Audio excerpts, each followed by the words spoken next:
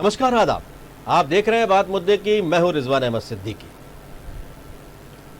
Corona संकट काल में राजनीतिक दल यूं तो कहते हैं कि ये राजनीति का समय नहीं है, लेकिन सियासत ना करें, ऐसा कैसे हो सकता है। एक दूसरे पर राजनीति करने का आरोप लगाते हैं ये दल, लेकिन राजनीति से बाज कोई नहीं आता। आजकल मौसम है वर्चुअल मीटिंग का, और इसकी शुरुआत की है व्यापक स्तर पर भारतीय जनता पार्टी के पूर्व राष्ट्रीय अध्यक्ष, देश के गृह मंत्री अमित शाह ने। बिहार में, पश्चिम बंगाल में उन्होंने चर्चा की है, मध्य प्रदेश में वो चर्चा करने वाले हैं, और जाहिर है एहसास हो ही गया होगा कि इन सारे राज्यों में चुनाव है। बिहार में चुनाव है, पश्चिम बंगाल में चुनाव है, और मध्य प्रदेश में भी 24 सीटों पर उपचुनाव है, और यही चुनाव तय करेंगे कि आने वाले वक्त में सरकार किसकी होगी। तो वर्चुअल मीटिंग है, और बिहार में तो विरोध भी किया गया ताली और थाली बजाकर। कहा गया कि सियासत के लिए नहीं है, ये अपने कार्यकर्ताओं से चर्चा के लिए है, लेकिन बात जमकर सियासत की हुई। और बिहार में बहुमत मिलेगा, पश्चिम बंगाल में हमारी सरकार बनेगी, सीए भी आ गया इस सब चीज़ों में, और चर्चा इसी अंदाज में होती रही। वहीं दूसरी ओर सुप्रीम कोर्ट ने स्पष्ट निर्देश दिए हैं कि 15 दिन के अंदर मजदूरों को उनके घर भेज दीजिए। 24 घंटे के अंदर राज्य सरकार डिमांड करे तो उसे ट्रेन दे दीजिए। अब अनलॉक हो चुका है, और समस्या लॉकडाउन के दौर की, उस पर आज भी चर्चा जारी है। अब सुप्रीम कोर्ट कह रहा है मजदूरों को भेज दीजिए। अब राज्य डिमांड करने लगे हैं कि मजदूरों को वापस भेज दीजिए, इसलिए काम कैसे शुरू होगा। तो इन सब के बीच बहुत तरह की चर्चाएं हैं। वहीं दिल्ली का अगर हम जिक्र करें, राज्य सरकार ने कहा कि जो स्टेट गवर्नमेंट के अस्पताल हैं वहाँ सिर्फ दिल्ली वालों का इलाज हो, और जो सेंट्रल के अस्पताल हैं वहाँ बाहर से आए हुए लोगों का इलाज हो। लेकिन एलजी ने नहीं माना।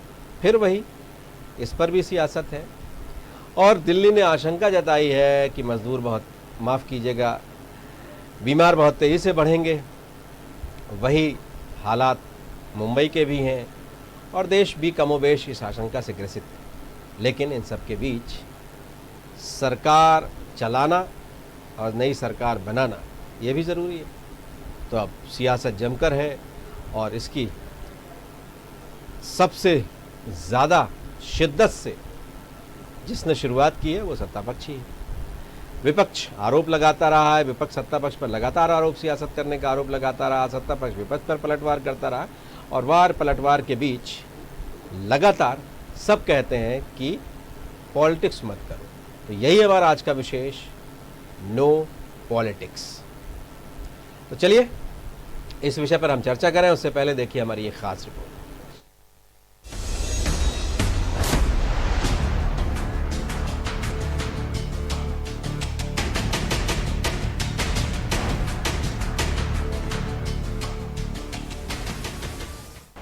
कोरोना संकट के बीच अभी भी फंसे मजदूर।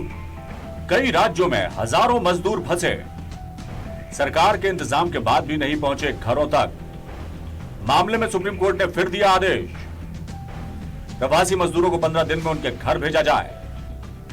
कोर्ट ने केंद्र सरकार को दिए निर्देश, राज्य मांग करे तो 24 घंटे के अंदर अतिरिक्त ट्रेन उपलब्ध कराएं। कोरोना संकट के बीच हजारों मजदूर अभी भी अपने घरों तक नहीं पहुंच पाए हैं। राजनीतिक दल इस संकट की घड़ी में नो पॉलिटिक्स की बात कह रहे हैं, पर राजनीति लगातार जारी है। उधर कई राज्यों में विधानसभा चुनाव होने हैं, ऐसे में राजनीतिक दल अपनी तैयारियों में लगे हैं। अमित शाह लगातार वर्चुअल रैली कर रहे हैं, तो वोट बैंक की राजनीति के लिए पार्टियां आरोप प्रत्यारोप का सहारा ले रही हैं। अमित शाह लगातार वर्चुअल रैली को लेकर बिहार, पश्चिम बंगाल और मध्य प्रदेश में सभा कर रहे हैं। दिल्ली कार्यालय से शाह प्रदेश की बागडोर संभाल रहे हैं, तो वहीं मध्य प्रदेश में 24 सीटों पर होने वाले चुनाव को लेकर बीजेपी कांग्रेस भी कमर कस चुकी है। तो बिहार में भी चुनावी सरगर्मियां पूरे शबाब पर हैं। पश्चिम बंगाल में भी कार्यकर्ताओं में बीजेपी जान फूंक रही है। एक तरफ देश में कोरोना संकट को लेकर नो पॉलिटिक्स की बात की जा रही है, तो दूसरी तरफ पॉलिटिक्स अपने चरम पर है। राहुल गांधी और सोनिया गांधी लगातार केंद्र पर हमलावर हैं, तो बीजेपी भी लगातार पलटवार कर रही है, पर मजदूरों की दशा और दिशा पर कोई ध्यान नहीं है। मजदूर अभी भी घरों तक नहीं पहुंच पाए हैं, लाखों लोग बेरोजगार हो चुके हैं, आर्थिक संकट मंडरा रहा है। अब ऐसे में नो पॉलिटिक्स की बात करने वाले राजनीतिक दल क्या करते हैं, बड़ा सवाल है। News world desk.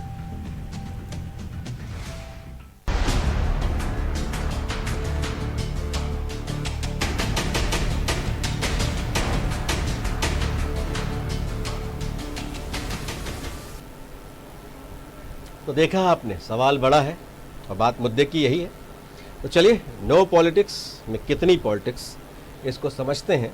और क्या पॉलिटिक्स इतनी बुरी चीज़ है कि नो पॉलिटिक्स की जाए? पॉलिटिक्स तो है, अच्छे से कीजिए, सकारात्मक पॉलिटिक्स कीजिए, इसलिए कि आपका काम ही है। पॉलिटिक्स तो एक समाज सेवा है, राजनेता ये कहते रहे हैं, लेकिन अब दूसरों पर इल्ज़ाम लगाने के लिए पॉलिटिक्स का इस्तेमाल होता है। तो चलिए शुरू करते हैं। हमारे साथ अपने मेहमानों से हम आपका परिचय कराते हैं। हमारे साथ इस चर्चा में शामिल हैं दिव्यराज सिंह, जो विधायक हैं भारतीय जनता पार्टी से। साथ ही हमारे साथ मौजूद हैं कुणाल चौधरी, जो कांग्रेस के विधायक हैं, युवा कांग्रेस के अध्यक्ष हैं। और आशीष दुबे भी हमारे साथ वरिष्ठ पत्रकार चर्चा में हैं। आप सभी का बहुत बहुत स्वागत है। कुणाल, वर्चुअल रैलियां शुरू हो चुकी हैं, आप कब करने वाले हैं? कब करेंगे आप इस वर्चुअल रैली को? मध्य प्रदेश में भी वर्चुअल रैली दस्तक देने वाली है। शीर्ष अदालत ने कहा है कि मजदूरों को उनके घर पहुंचाओ, 15 दिन के अंदर पहुंचा ही दीजिए, और राज्य सरकारें जैसी ट्रेन मांगे उन्हें ट्रेन दे दीजिए। तो अब क्या सोचते हैं आप इन सब के साथ? प्रकार से देश के अंदर लगातार हालत है और सरकार का जिस प्रकार का कंसंट्रेशन है, सरकार इस कोरोना के कोविड के महामारी में जिस प्रकार से सिर्फ राजनीतिक वोट के साथ अपना कैसे भला कराता है, इसके अलावा जनता आत्मनिर्भरता की ओर जनता को एक नया जुमला देती है। और साथ में हमारे देश में सिर्फ चुनाव के हिसाब से देश के अंदर ही तैयारियां चल रही। आज कोविड का जिसका सबसे बड़ा इलाज यही है कि आप टेस्टिंग करें, ट्रेसिंग करें और लोगों को कहीं ना कहीं आइसोलेशन में रखें। पर यहाँ पे देश के अंदर हम टेस्टिंग की स्थिति देखते हैं तो लगभग 1 लाख लोगों पे 16 टेस्टिंग हो रही है। कई दूसरे देश हैं जो 1-1 हजार, 1.5-1.5 हजार, 2-2 हजार तक टेस्टिंग कर रहे हैं 1 लाख लोगों के ऊपर। पर हम ना तो टेस्टिंग बढ़ा रहे हैं, उसे कम करते जा रहे हैं। स्वास्थ्य की सुविधाएं किस प्रकार से हमें बढ़ाना चाहिए था, उसके ऊपर ध्यान हमारा नहीं है। पर हमारे जो गृह मंत्री इस पूरे कोरोना काल में ना तो कहीं दिखे, ना कोई बात उन्होंने करी। पर एक बिहार की रैली के लिए चुनाव आते ही उन्होंने बिहार की वर्चुअल रैली का जरूर आप देश के गृह मंत्री का जिक्र कर रहे हैं? जी चलिए जी। मैं और साथ में जिस प्रकार से देश के अंदर लगातार कांग्रेस पे लगा रहे हैं कि कांग्रेस ने हमेशा सही सजेशन, सही बातें कही कि हमें इससे लड़ने के लिए सकारात्मक रूप से इन हथियारों की जरूरत है और देश को हमें इस पर तैयार करना चाहिए। आज आपने, राहुल जी ने पहले सुझाया था कि कहीं ना कहीं ये कोविड महामारी देश के अंदर फैलने वाला है, उसके ऊपर सरकार सचेत हो। उसके बाद कहा था कि आर्थिक सुनामी इसके कारण आएगी, इसके ऊपर भी सरकार ध्यान दे। पर सरकार उस समय नमस्ते ट्रंप में व्यस्त थी और मध्य प्रदेश की सरकार गिराने में व्यस्त थी। और सरकार का आज भी वही कंसंट्रेशन लगता जो मूल भाव के साथ इस लड़ाई को लड़ना चाहिए था। और आज जिस तरह से देश बड़ा पीछे चला गया है, वो लगातार इस इतने बड़े लॉकडाउन जिसकी मेहनत आम जनता ने करी, अपने पेट काटे, मजदूरों की जानें चली गई, उसके बावजूद हम लोग आज 400 जब हमारे केसेस थे, आज 2.5 लाख तक पहुंच चुके हैं। हम सोचे कि हमने क्या पाया, क्या खोया और इस देश को हम कहां से कहां लेके आए। ये अदूरदृष्टि का निर्णय है कि किस प्रकार से इस देश को पटरी से उतारने का काम इस सरकार ने किया। चलिए, दिव्यराज सिंह, आप क्या कहेंगे? सभी को नमस्कार जी, आपको भी बहुत बहुत नमस्कार। माननीय शिवराज सिंह चौहान जी से मैं शुरू करूंगा। मध्य प्रदेश में जी जैसे ही कोरोना आया तो शिवराज सिंह जी उस समय नए मुख्यमंत्री पद का शपथ लिए जी, और तुरंत ही कोरोना का काफी हद तक मध्य प्रदेश में फैलाव शुरू हो गया था। लेकिन जैसे ही वो आए तब से निरंतर कोरोना के प्रति उनका सजगता के रूप से उन्होंने जो कार्य किया, तो आज मध्य प्रदेश एक तरीके से कोरोना में सबसे ज्यादा हाईएस्ट रिकवरी रेट है। हम भले ही मध्य प्रदेश में 8-9 हजार अभी टच कर गए हैं, बट एक्टिव केसेस मात्र 2-2.5 हजार ही हैं। तो ये मेरे ख्याल से माननीय शिवराज सिंह जी की बहुत बड़ी उपलब्धि भी रही और पूरे हिंदुस्तान में माननीय मोदी जी ने जो ये लॉकडाउन लाया, वो इसी के कारण आज हमारे पास जो एक्टिव केसेस जो हैं वो बहुत कम है और रिकवरी रेट हमारे इंडिया में और मध्य प्रदेश में बहुत अच्छी है। अब कोरोना वायरस और पॉलिटिकल एक्टिविटीज मेरे ख्याल से ये दोनों भिन्न चीजें हैं। हमारी जो पॉलिटिकल रैलीज अब चालू हो रही हैं, वर्चुअल रैलीज चालू हो रही हैं, ये कांग्रेस कई बार भारतीय जनता पार्टी पे आरोप लगाती थी कि आप लोग सस्ता अभियान चलाते हैं, फर्जी सदस्य बना लेते हैं और करोड़ों के जो आपकी सदस्य बने हैं वो शायद केवल कागजों में है, बाकी कहीं है नहीं। लेकिन अब इस वर्चुअल रैलीज के माध्यम से हमारे भारतीय जनता पार्टी के जो हर बूथ पर हमारे कार्यकर्ता हैं उनको इस वर्चुअल रैलीज के माध्यम से हम जोड़ रहे हैं और ये स्पष्ट रूप से दिखाई देगा कि हमारे हर पोलिंग बूथ पे हमारी जो टीम है वो अपने घर में ही रह करके वर्चुअल रैली, जैसे अभी हम लोग वर्चुअल इंटरव्यू ले रहे हैं, उसी प्रकार से वर्चुअल रैली सोशल डिस्टेंसिंग के माध्यम से हम लोग करने वाले हैं। तो हमारी सरकार की जो 1 साल की उपलब्धि है माननीय मोदी जी की, वो समस्त जनता के पास हम लोग पहुंचाएंगे और वर्चुअल मेथड से कराएंगे। तो मेरे ख्याल से उसमें कोरोना वायरस से बचने के लिए सबसे अच्छा ये उपाय है। तो मेरे ख्याल से इसमें कोई गलत बात नहीं है अगर हम वर्चुअल रैलीज रख रहे हैं। बिल्कुल। जो सवाल विपक्ष खड़ा कर रहा है वो सवाल यही है कि जब मजदूरों को मदद करनी थी, उन्हें बस मुहैया करानी थी, उन्हें ट्रेन मुहैया करानी थी, तो आपने कुछ नहीं किया। न्यायालय को हस्तक्षेप करना पड़ा, विपक्ष को उस पर बड़े सवाल खड़े करने पड़े और अब आप चुनाव आ गया है, चुनाव के नाम पर आप वर्चुअल रैली कर रहे हैं। आपने कहा ये पॉलिटिक्स नहीं है, सिर्फ अपने लोगों से संवाद है, लेकिन अपने लोगों से आप जो संवाद कर रहे हैं उसमें सरकार बनाना, कैसे करना, विपक्ष की कमियां गिनाना, इन सारी चीज़ों पर आपकी केंद्रित है ये जो वर्चुअल रैली है। और देश के गृह मंत्री पर जो अभी सवाल खड़े किए कुणाल चौधरी ने, उन्होंने भी यही कहा कि देश के गृह मंत्री अभी तक तो बहुत नज़र नहीं आए, लेकिन अब वो चुनाव का समय या चुनाव के नाम पर या वर्चुअल रैली के नाम पर वो सिर्फ पॉलिटिक्स कर रहे हैं। देखिए, माननीय गृह मंत्री जी निरंतर सभी राज्यों से के साथ कोऑर्डिनेशन कर रहे थे। गृह मंत्री का काम समस्त राज्यों के साथ और उनके साथ कोऑर्डिनेशन करने का था और वो निरंतर वो करते रहे। वो मेरे ख्याल से बैकडोर चैनल से चलता रहता था और भारतीय जनता पार्टी के समस्त कार्यकर्ता ने, अगर आप मध्य प्रदेश को ही केवल देखें तो हर जगह, हर जहां पर हाईवेज थे वहां मध्य प्रदेश के भारतीय जनता पार्टी के कार्यकर्ताओं ने पूरी सजगता के साथ जितने भी माइग्रेंट्स है, मध्य प्रदेश तो एक तरीके से हमारा पासिंग जोन था, पूरे हिंदुस्तान के सभी माइग्रेंट्स मध्य प्रदेश से पास कर रहे थे, तो सबको कहीं ना कहीं से हम लोगों ने मदद करने का प्रयास किया। ये एक बहुत बड़ा हरक्यूलिन टास्क जरूर था, लेकिन हम सब ने, चाहे वो सामाजिक संस्थानें हैं, उनको सबको मिला करके हम लोगों ने जो माइग्रेंट्स थे या तो उनको घर पहुंचाने का काम किया है, या तो रास्ते में जो पैदल चल रहे थे उनको खाना देने का काम किया है, उनको चरण पादुका देने का काम किया है। कांग्रेस ने तो मेरे ख्याल से विपक्ष होने के नाते उन्होंने कोई किसी प्रकार से अपनी जिम्मेदारी ही नहीं देखी कि वो जनप्रतिनिधि भी हैं जी। उनके लोग जनप्रतिनिधि होकर के न कहीं खाना बांट रहे थे, न कहीं चरण पादुकाएं बांट रहे थे और न कहीं उनकी किसी प्रकार से एक्टिविटी दिखाई दी कि उन्होंने अपने लोगों को घर लाने का प्रयास किया। तो मेरे ख्याल से इस प्रकार से कांग्रेस, सबसे पहले तो कांग्रेस ने अपनी टीम बनाई, मैं इस चर्चा और जाके वहां अपने रैलियां शुरू कर दी। मैं आपसे इस चर्चा पर बातचीत करूं, इस चर्चा को और आगे बढ़ाऊंगा, कुणाल को लूंगा, लेकिन उससे पहले हमारे साथ आशीष दुबे भी हैं, वरिष्ठ पत्रकार हैं। आशीष, आप कैसे देखते हैं इन वर्चुअल रैलीज को? आप कैसे देख रहे हैं कि क्या पूरी तरह से चुनाव पर कॉन्सेंट्रेट कर लिया है बीजेपी ने, इसलिए कि देश के गृह मंत्री लगातार स्टेट्स में अब वर्चुअल रैली करने लगे हैं, बातचीत कर रहे हैं? वैसे कहा यह जाता है कि वो पॉलिटिक्स नहीं कर रहे हैं, लेकिन जमकर इस पर पॉलिटिक्स करने के आरोप लग रहे हैं। CAA का भी जिक्र हो रहा है। अब आज जिस तरह से पश्चिम बंगाल में बात किया, वहाँ CAA का जिक्र हो रहा है। ये भी कहा जा रहा है कि हमारी सरकार बनानी है। और वहीं बिहार में जो चर्चा हुई थी उसमें भी ये कहा गया एक बार हम फिर बड़े बहुमत के साथ जीतने वाले। तो क्या लगता है कि वर्चुअल रैली में कोरोना के बजाय बाकी सारी तरह की चीज़ों पर ज़्यादा ध्यान है, या कोरोना को लेकर भी कोई संदेश इसमें दिखता है?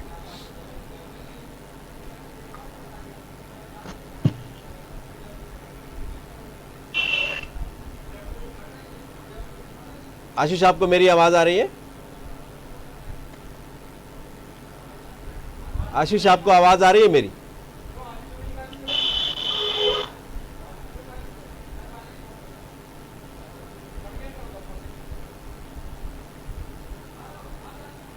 आशीष जी, आपको आवाज आ रही है मेरी?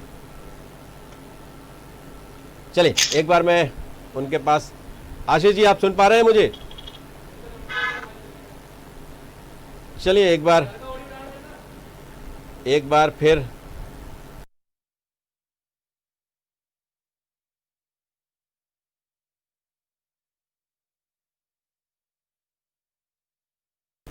आप क्या कहेंगे इस चर्चा पर? सवाल आपसे भी मेरा वही होगा जो मैं आशीष से करना चाह रहा था। दिव्यराज कह रहे हैं कि आप कहीं नज़र नहीं आ रहे फील्ड में, आप कहीं लोगों की मदद करते नज़र नहीं आ रहे। वो चरण पादुका तक बांट रहे हैं, लोगों को मदद कर रहे हैं। मध्य प्रदेश में जो भी यहाँ से गुजरे उनको बहुत मदद की, और जिस दिन मुख्यमंत्री बने उसी दिन से सब कुछ बेहतर करने की कोशिश की शिवराज सिंह चौहान ने। और अभी भी जो वर्चुअल रैली के माध्यम से जो गृह मंत्री बातचीत कर रहे हैं, वो लोगों को, वो उन्होंने पीछे से, पर्दे के पीछे से राज्यों से सब समन्वय बनाया, सारी तरह की चीज़ें की। आप कह रहे हैं उन्होंने कोई काम ही नहीं किया। विराज बहुत अच्छा हमारा भाई है, पर आजकल झूठ ज्यादा बोलने लगे हैं विराज जी। आप, मुझे लगता है कि आपने शायद रीवा में बाईपास पे गए होंगे, तो उसी रीवा में जहां आप रहते हैं, हमारा यूथ कांग्रेस का साथी दिवाकर द्विवेदी ने लगभग 50 से 60 दिन लोगों को भोजन बांटने का काम किया। चाहो तो आप वहां की मीडिया अगर आप देख लोगे, वहां के बाईपास पे आप देख लोगे, तो आप रीवा की घटना बता रहा हूं मैं ना। सुखेन बनाने, हनुमना और इस तरफ पूरा का पूरा जहां से जो बॉर्डर लगता है, वहां पे बहुत बेहतर काम किया। आप चाहो तो सतना के अंदर हमारे शेरू का बता दूं, यूथ कांग्रेस के अध्यक्ष का बता दूं, मतलब तो ये यूथ कांग्रेस की अगर पूरा बता दूं देश के अंदर, राष्ट्रीय अध्यक्ष से लेके निचले स्तर तक, तो जितनी मदद यूथ कांग्रेस ने करी, और जो रीवा में कई ट्रेनें आई, उसका किराया, मुझे खुशी होती है कि हमारे मित्र महाराष्ट्र के मंत्री माननीय विश्वजीत कदम, जिन्होंने कई ट्रेनों को पूरे किराए देने का काम करा, वहां पे भोजन की व्यवस्था करने का काम करा, और ये तो प्रमुखता के साथ चैनलों ने दिखाया, आपके चैनल ने दिखाया। अब दिव्यराज की अपनी मजबूरी है कि कांग्रेस पार्टी की वो तारीफ इस मीडिया के सामने तो नहीं कर सकता कि दिवाकर ने कितना अच्छा काम किया, सुखेन ने कितना अच्छा काम किया, रीवा के अंदर कितने अच्छे काम हुए, और किसने क्या किया, ये इनको भी मुझे लगता है मेरे से ज्यादा बेहतर मालूम होगा। और पूरे प्रदेश और देश में जो जनता के लिए काम एक पार्टी कर सकती थी, वो करने का काम करा। ये बात भी इन्होंने कही कि एक तरफ मुख्यमंत्री कहते हैं कि हमने पूरे प्रदेश में एक भी मजदूर को पैदल नहीं चलने दिया, और दूसरी तरफ इनके प्रदेश अध्यक्ष उनको चप्पल पहनाते हुए नजर आते हैं। एक तरफ ये कहते हैं कि हमने पूरे किराए भरने का काम करा, ट्रेन को 85% सेंट्रल ने दिया और 15% राज्यों ने, और सुप्रीम कोर्ट के अंदर हलफनामे में कहते हैं कि 100 पे एक भी रुपया केंद्र सरकार ने ट्रेनों को के लिए किरायों कुणाल, मैं आपको इस चर्चा में वापस लाना चाह रहा था, इस चर्चा में वापस लाना चाहता हूं। देश के गृह मंत्री वर्चुअल रैली कर रहे हो, कह रहे हैं कि पॉलिटिक्स नहीं कर रहे हैं, आपको इसमें कौन सी पॉलिटिक्स नजर आती है? वो सीएए पर भी बात करते हैं, जो सरकार ने किया वो बता रहे हैं, वो पश्चिम बंगाल में वो जो बातें कर रहे हैं वो बता रहे हैं, जो देश में उन्होंने किया है, देश में जो कानून बनाया, वो बिहार में भी ये कह रहे हैं कि नीतीश कुमार की अगुवाई में सारी तरह की चीजें होंगी, अब आप लग जाइए सारे लोग। तो इसमें आपको पॉलिटिक्स कहाँ नजर आती है, क्या नजर आ रहा है? हमने कब इसमें ऑब्जेक्शन लिया? पहली बात तो ना तो मैंने कोई इसमें ऑब्जेक्शन लिया ना कुछ, पर इस देश का मूल कंसंट्रेशन अभी क्या है?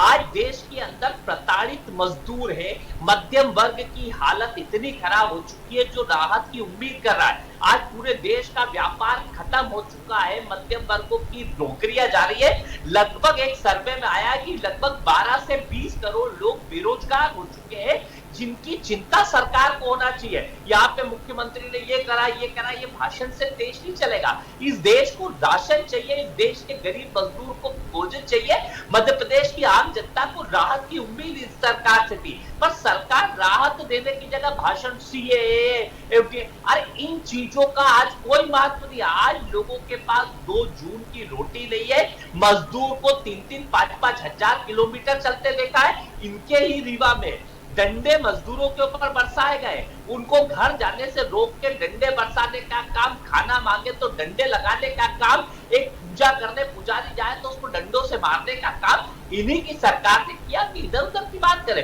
आज सुप्रीम कोर्ट अगर ये निर्णय दे रहा है, पहले भी सुप्रीम कोर्ट 3 बार और स्ट्रिक्ट हो चुका है कि मजदूरों के साथ विचार करिए, पर सरकार के गृह मंत्री और मुझे लगता है सीएम और सुपर सीएम में से, पीएम और सुपर पीएम में से कौन क्या है, दोनों मिलके इस देश की आम जनता को ये नहीं समझा पा रहे हैं कि करना क्या चाहते हैं, नीति क्या है, नियत क्या है, कैसे कोविड से लड़ाई लड़ेंगे।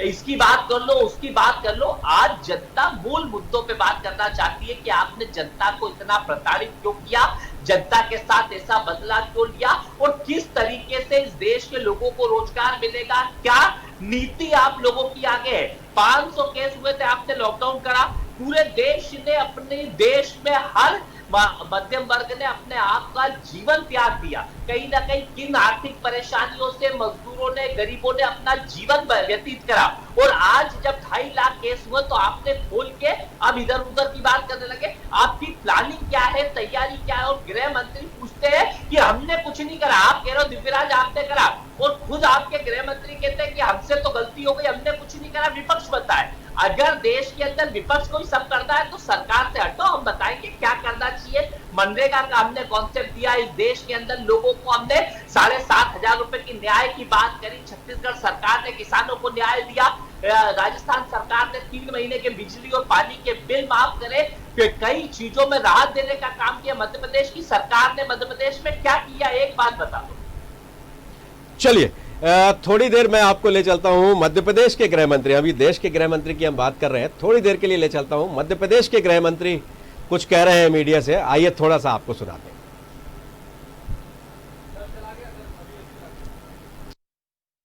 हैं। देवराज, आशीष जी आप जुड़ गए हमारे साथ, आपको आवाज आ रही है मेरी? आशीष जी आप मुझे सुन पा रहे हैं?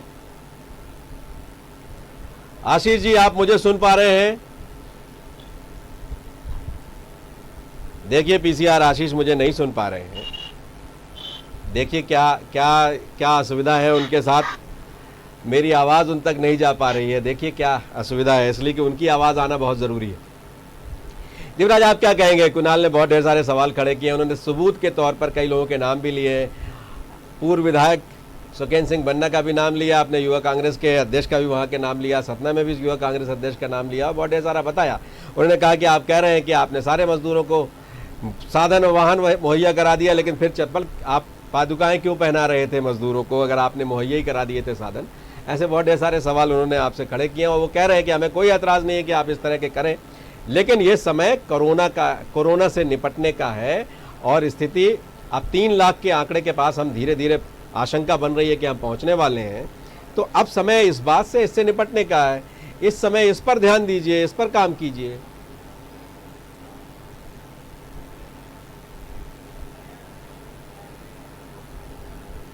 हो गए हैं, इस पे हम लोग को अब ध्यान देना आवश्यक नहीं है। ये आवश्यकता है कि कितने एक्टिव केसेस हैं। हर प्रदेश की कर्व अलग लाइन से चल रही है। मध्य प्रदेश की कर्व अब काफी हद तक डिक्लाइन की ओर पे आने लगी है, क्योंकि अब रिकवरी ज्यादा हो रही है और केसेस जितने आ रहे हैं वो कम हो रहे हैं। तो उस प्रकार से मध्य प्रदेश ने एक बहुत अच्छा परफॉर्मेंस अपना दिया है कोरोना वायरस से लड़ने के लिए। अब अगर इसके बारे में हम कहें कि प्रदेश अध्यक्ष जी चप्पल क्यों बांट रहे थे, अब अधिकांश तौर पर तो ये जरूर मैं कहूंगा कि जिन बसों में बैठे थे लोग, हम लोगों ने बसें रोक रोक करके बस में लोगों को चप्पलें दी, लोगों को खाना दिया, लोगों को पानी दिया, और ये कई जगह हो रहा है। ये केवल भोपाल में नहीं हो रहा, रीवा में भी हो रहा है और हर जिले में जहां जहां मेन हाईवे है।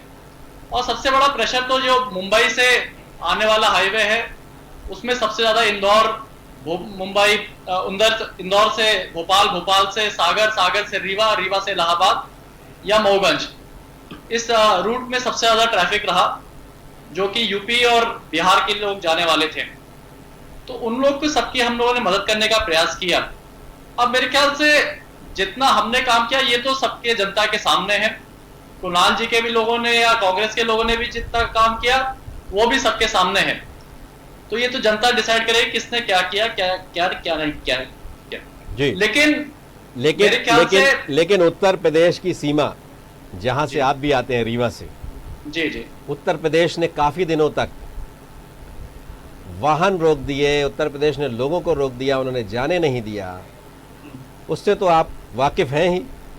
तो ये उत्तर प्रदेश सरकार, उत्तर प्रदेश सरकार ने इस तरह से रोक दिया था लंबे समय तक। क्या रीवा बॉर्डर, क्या झांसी बॉर्डर, सब जगह रोक दिया। कुछ जगहों पे कुछ दिन के लिए रोका गया था। जी जी।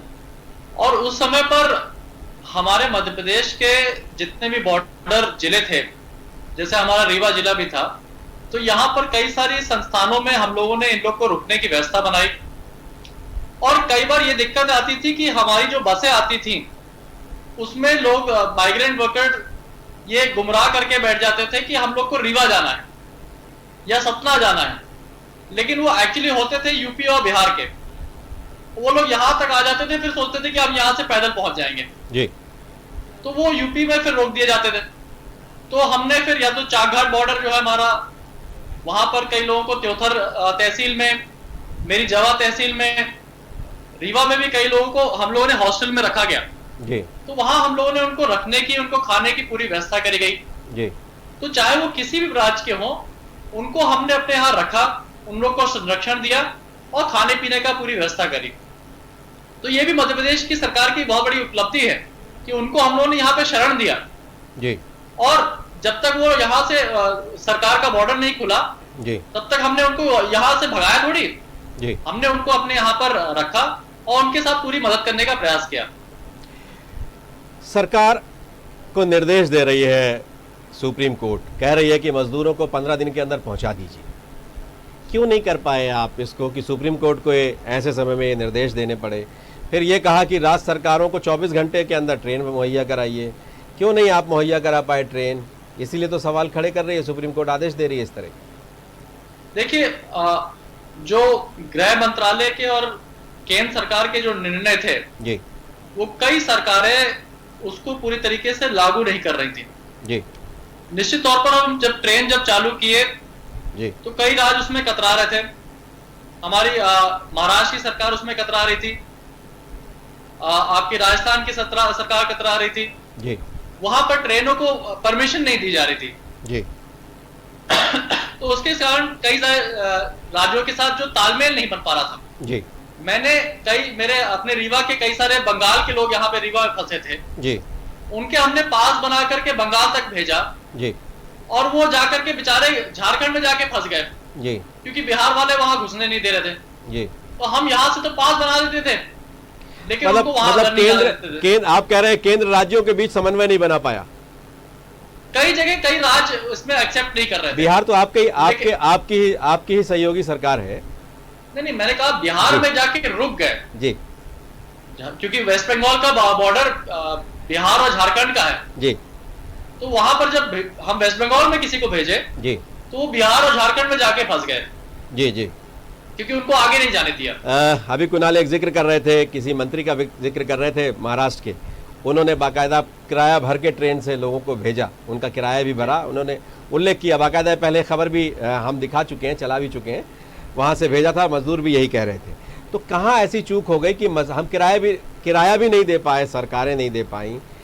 क्यों ऐसी परिस्थितियां बनी कि कांग्रेस ने आगे आकर कहा कि हम किराया दे देंगे, उसके बाद केंद्र ने कहा नहीं हम करेंगे, सारी तरह की चीजें करेंगे? ये नौबत क्यों आई? क्यों समन्वय नहीं बन पाया? नहीं, मेरे ख्याल से इसमें माननीय पीयूष गोयल जी रेलवे मंत्री हैं ji, even finance minister Nirmala Sitharaman ji ने ये बहुत क्लियर बात कही है जी कि 75% जो रेलवे का जो किराया है 85 वो केंद्र सरकार दिया। 85% जो है वो केंद्र सरकार दी है जी, मात्र 15% ही राज्य सरकार को देना पड़ता था। ये मात्र क्यों ये मात्र जब रेलवे केंद्र की है तो इसमें मात्र क्यों लगाना पड़ा?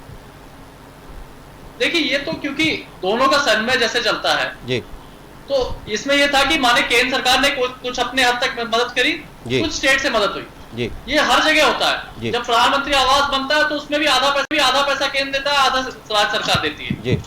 तो ये एक नॉर्मल फंडा होता है जहां पर राज्य और केंद्र का दोनों का फंड का इस्तेमाल होता है जी, जिससे पूरी एक तरीके से फंड एक ही जगह से न जाए जी।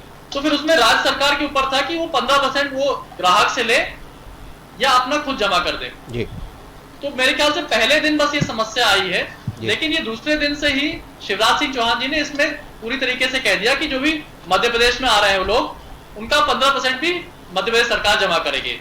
जी कुणाल तो कुछ ये कहना बात चाह तरीके से पहले दिन से ही खत्म हो गई थी। जी कुणाल आप कुछ कहना चाहते हैं इसमें?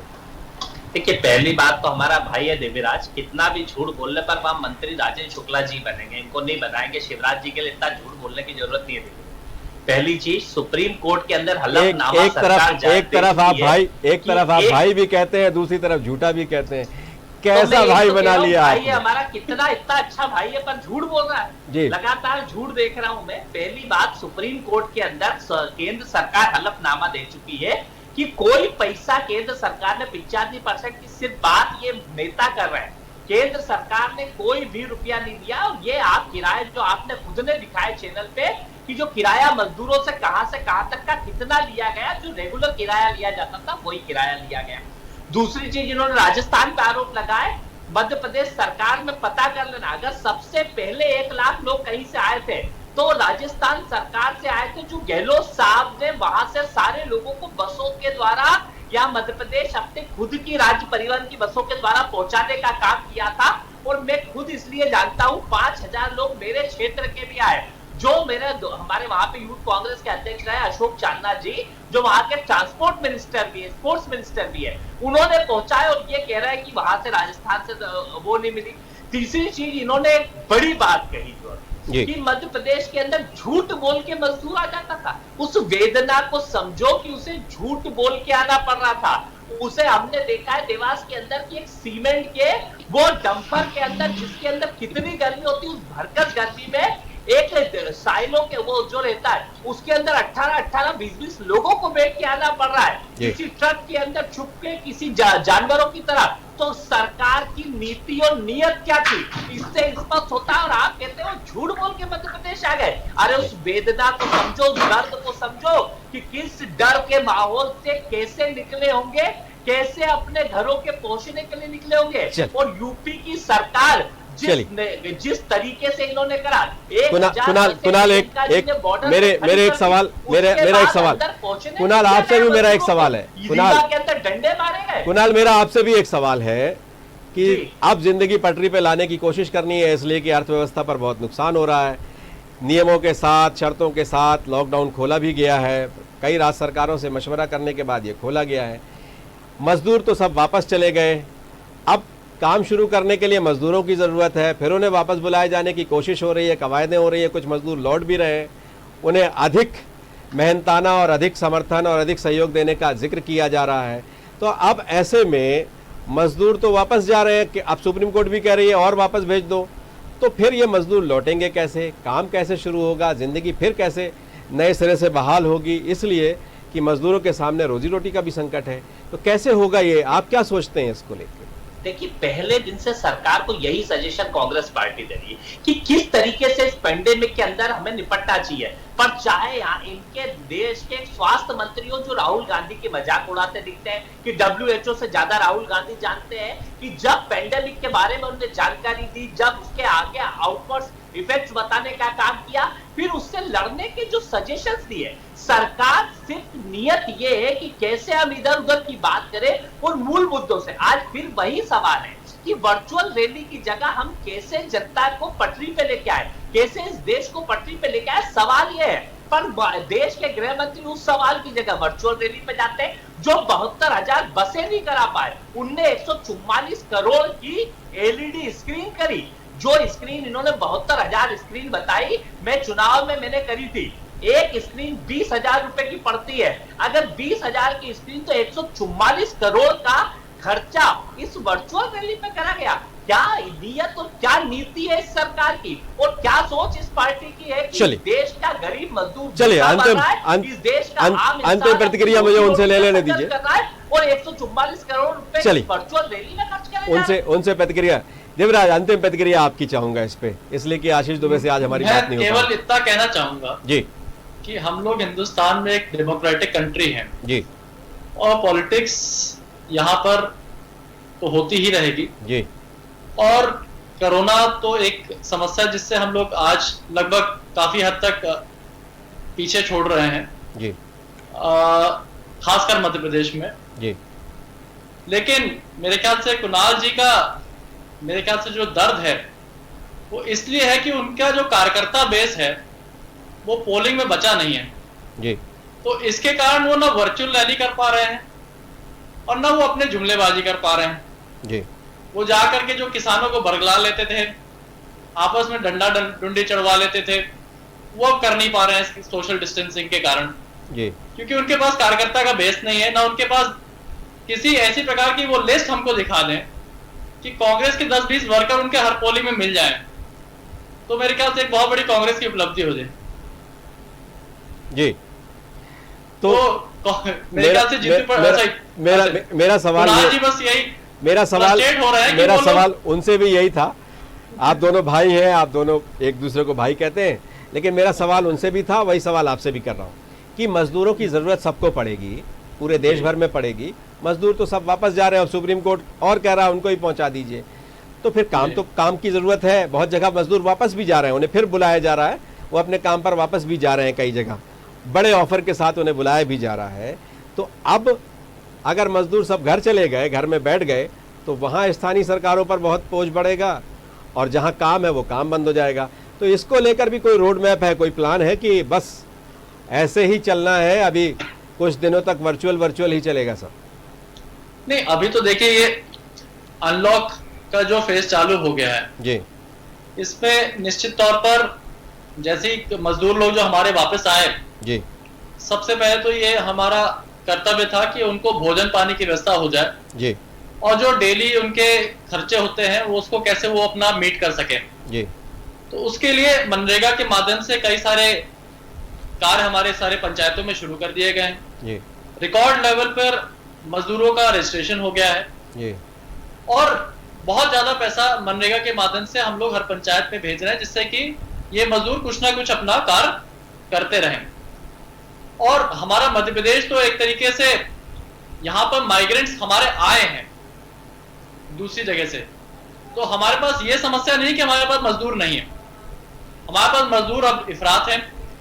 हम उसमें से अब ये मेरे ख्याल से मैंने भी माननीय शिवराज जी को सुझाव दिया था जी कि हम लोग को मध्य प्रदेश में अपना एक लेबर बैंक तैयार करना चाहिए जी जिससे कि हम अपने सेमी स्किल्ड, स्किल्ड और अनस्किल्ड वर्कर को हम लोग हर जगह आइडेंटिफाई करें जी और उसके माध्यम से हम अपने जो वर्कर्स हैं जी उनको अच्छी नौकरियां दिला सकें जी या उनके माध्यम से हमारे पास एक डेटाबेस कलेक्ट हो जी कि हमारे पास किस प्रकार के लेबर है और किस प्रकार की वो काम करते हैं जी और उस प्रकार से हम छोटे छोटे कुटीर उद्योग हर जिलों में लगाने का प्रयास करें जी अपने लेबर का जो क्वालिटी है उनकी क्वालिफिकेशंस के हिसाब से।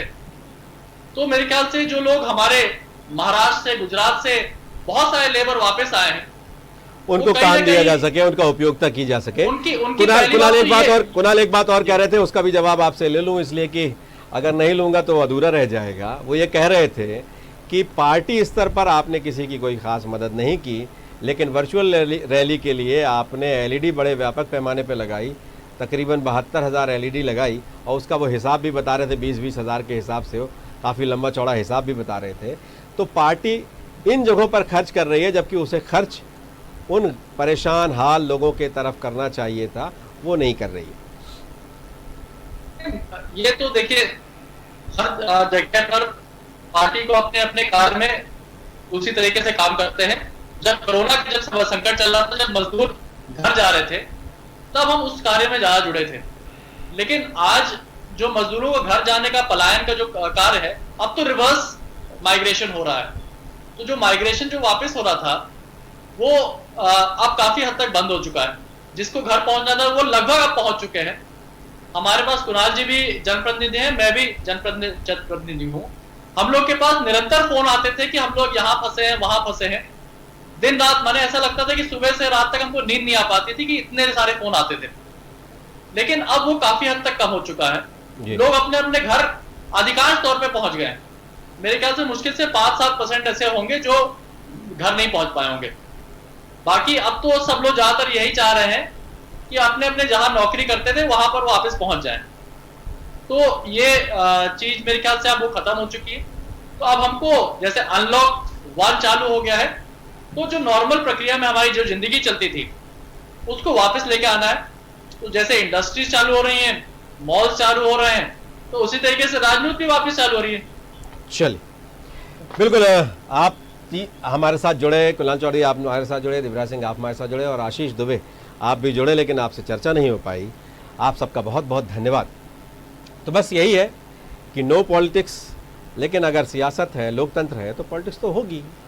और सियासत ना अगर पॉलिटिक्स नहीं करें तो फिर वो भी अपने काम के साथ अन्याय कर रहे हैं। लेकिन सियासत कब, कैसे, कहाँ, किस तरह से करनी चाहिए, ये सवाल है और यही एक लक्ष्मण रेखा है सियासत की। लेकिन सियासत का तकाजा भी यही है और आरोप प्रत्यारोप का दौर जारी है। कोरोना संकट में हम कोरोना के प्रति कितने गंभीर हैं, ये एक बड़ा सवाल है। और उसके अलावा राज्य में चुनाव होने हैं, उसके प्रति हम कितने गंभीर हैं और देश में किस तरह का संदेश देना है, देश में क्या मैसेज जाएगा और देश को एकजुट कैसे बनाए रखना है, सब बड़ी चुनौतियां हैं और इस पर सवाल लगातार होते रहेंगे और राजनेताओं की ओर से जवाब भी आते रहेंगे। हमारे इस कार्यक्रम में बस इतना ही। खबरों का सिलसिला जारी रहेगा। हम कल फिर मिलेंगे एक नए मुद्दे के साथ। तब तक मुझे दीजिए।